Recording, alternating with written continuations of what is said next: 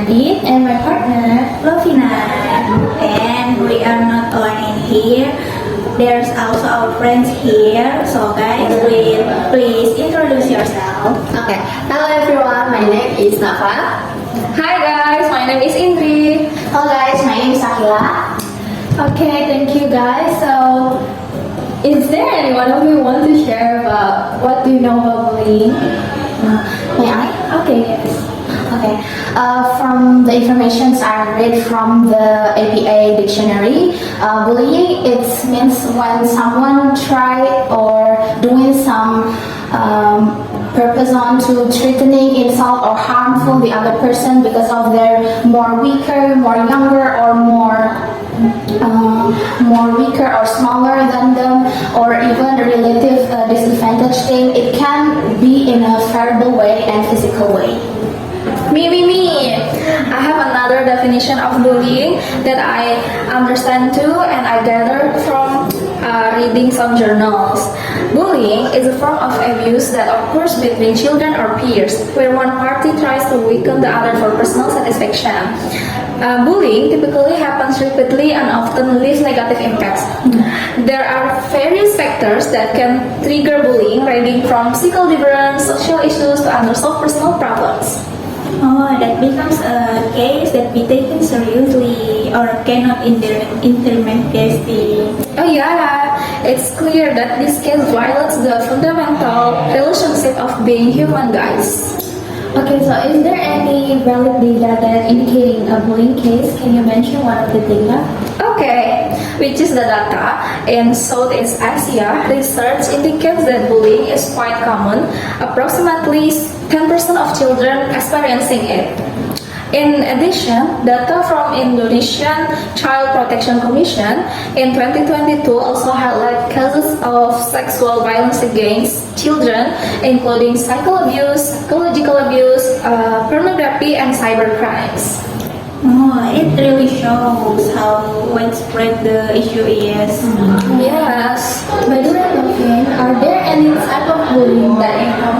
Yeah, of course. From what I know, there's two types of bullying. For the first one is verbal bullying.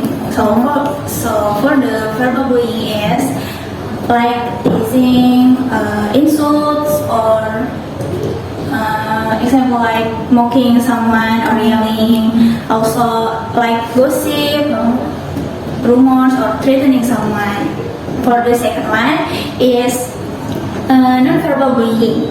Non-verbal bullying is an act of intimidation without using direct words. The example like mocking, facial expression. Yeah. So this type of bullying can be directly or indirectly. So that's from what I know. Is there any from you guys want to add more? I just want to add a little bit from the modern types of bullying. It's called cyberbullying. It can be happen when someone doing their own action to intimidating, insult, and harmful the other person in social media or in media platform. Okay. So from the types that we know, is there any several factors can be lead to bullying among students? Yes, there are several factors that can lead to bullying among students as follow. First, internal factors are aspects that originate from within the bully themselves. For example, a person's personality, impulsive tendencies, or a predisposition to disturb others. And external factors refer to influence from the environment outside the bullying, such as the school environment, community, and social media. Oh wow, that's actually so concerning. Now we will move to the signs of bullying. We're diving into some really important signs today. Those behavioral change that can indicate someone is being bullied. Let's start with the big one. Okay, one of the first behavior change is when the victim becomes quiet or withdrawn. Another major sign to watch for is excessive fear. Next, we have emotional outbursts. Victim becomes easily irritated or start crying without any obvious cause. Another noticeable change is a decline in academic performance or learning motivation. These behavior changes are crucial signal of the emotional and psychological harm that bullying causes. It's important to notice this area so we can offer support and help to effective start healing. Okay, so that's so many signs of bullying victim. Yes. Anyway, did you guys know what the impact of bullying? I want to add, as far as I know, the impact of bullying, there are psychological impact and physical impact. For the psychological impact include feeling of fear, insecurity, revenge, decrease in student motivation to learn, their creativity, concentration, and so on. There are also disruption of achievement and decrease in learning outcomes. And then there's also sleeping disorders. For the physical impact, bullying can cause the student body organ to suffer, such as scars, wounds, and so on. So that's actually so many impacts of the bullying. But if we're only talking about the impact, it seems incomplete if we don't talk about the treatment as well. So from the perspective of psychology or clinical psychology, is there any type of therapy that can cure the victims of bullying? Yes, of course. There's 5 types of therapy that commonly used by the professionals, such as psychologists, in a clinical way. For example, the first one is psychodynamic. The psychodynamic therapist, the therapist try to help the clients by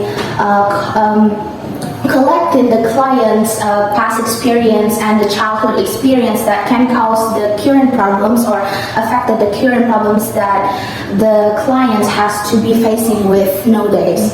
And then for the second one, the humanistic therapy. In this kind of therapy, the therapists try to help the clients to create the positive environment so the client can feel more comfortable and try to help the clients more close to their own ideal self.